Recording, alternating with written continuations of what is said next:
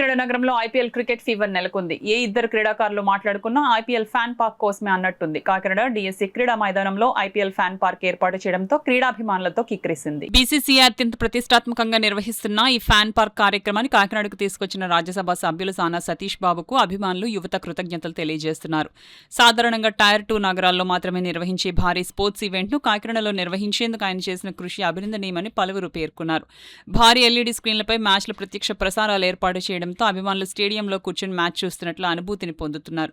ప్రవేశాన్ని పూర్తిగా ఉచితంగా ఉంచడం, మ్యాచ్లతో పాటు సంగీత కార్యక్రమాలు, ఫుడ్ స్టాల్స్, ఐపీఎల్ మర్చెండైల్ స్టాల్స్, వివిధ వినోదాత్మక కార్యక్రమాలు అభిమానులను ఆకట్టుకుంటున్నాయి.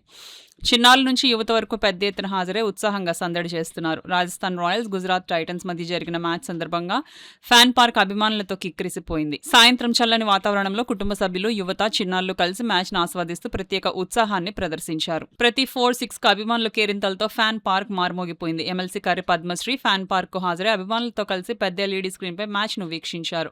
ఈ ఫ్యాన్ పార్క్స్ ద్వారా చిన్న పట్టణాల్లో కూడా ఐపీఎల్ సంబరాలను తీసుకెళ్తూ స్టేడియానికి వెళ్లిన అభిమానులకు అదే తరహా అనుభూతిని అందించడం గొప్ప ప్రయత్నమని క్రికెట్ అభిమానులు అభిప్రాయపడుతున్నారు.